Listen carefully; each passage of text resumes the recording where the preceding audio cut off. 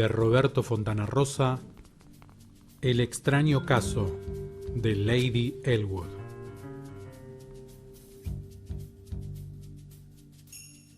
El inspector Haviland detuvo su Austin al costado del camino que conducía a Middleford y quedó pensativo. No había dicho a nadie dónde pasaría sus 15 días de vacaciones, y la idea de retomar el camino hacia Londres se le instaló sólidamente en la cabeza.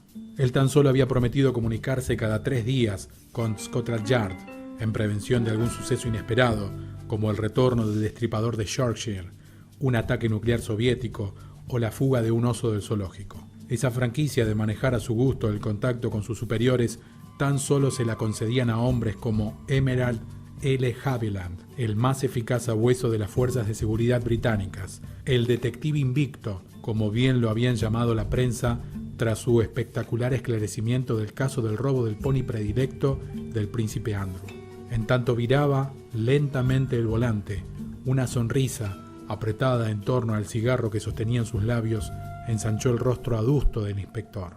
Recordaba claramente la densa, profunda, prometedora mirada que le había dispensado Lady Elwood desde lo alto de su palco días atrás durante el concierto que brindó la Royal Philharmonic Orchestra. Una hora después, el inspector Haviland, protegiendo su boca y su nariz bajo el abrigo de la bufanda con los colores de Tottenham Hotspur, golpeaba suavemente con su puño enguantado a las puertas de la mansión de Lady Elwood, la riquísima viuda de Sir Lewis Norton. Tras unos minutos de espera, Haviland repitió el llamado. Finalmente, con la curiosidad propia de la profesión, giró el picaporte comprobando que la pesada puerta estaba abierta. Antes de entrar, observó hacia la calle. Nadie lo había visto. El viento y la lluvia eran 2 azotes flagelando Newcastle Street. Recorrió un par de salones desiertos y luego comenzó a subir una ancha escalera de madera. En una de las habitaciones superiores halló a Lady Elwood. Estaba sobre la alfombra, caída al lado de su cama en posición poco ortodoxa, y presentaba 2 heridas profundas en la espalda. Haviland husmeó el aire y luego tomó la medida que separaba la cómoda de la perilla de la luz.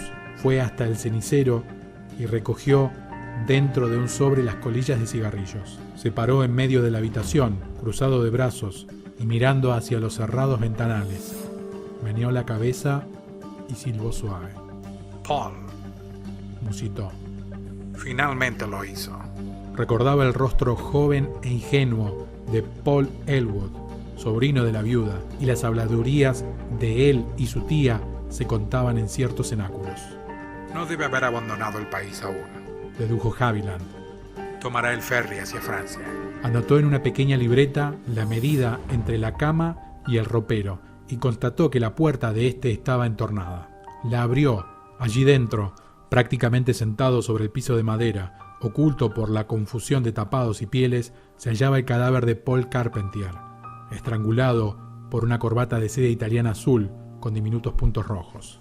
Haviland se pellizcó los labios y cerró el ropero. Miró su libreta de apuntes y golpeteó con la base de su lapicera sobre la tapa de la libreta. Mannix, silabió. Gus Mannix.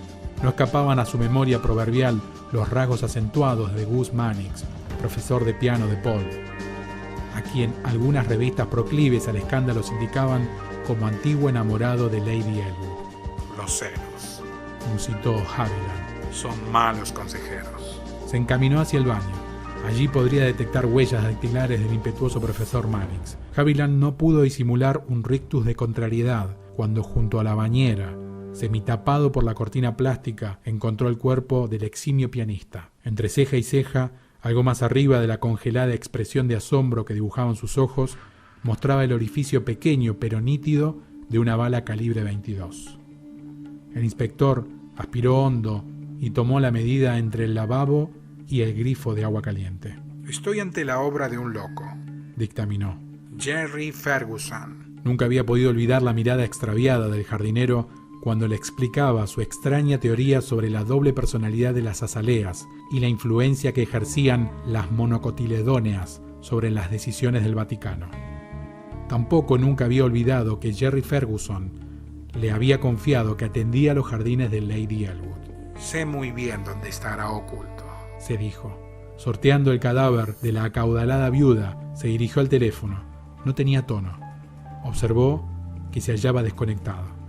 Agachándose tras el cable, atisbó bajo la cama. Allí, con la cabeza destrozada por un atizador de la estufa de leños, vio a Jerry Ferguson, el jardinero.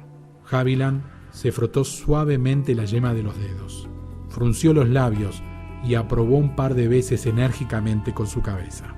Colocó nuevamente el auricular del teléfono en su horquilla. Luego retornó las colillas que había sacado a sus ceniceros. Cortó la hoja con anotaciones de su libreta y la arrojó al inodoro, accionando luego el turbión de agua. Se arrebujó entonces en su bufanda.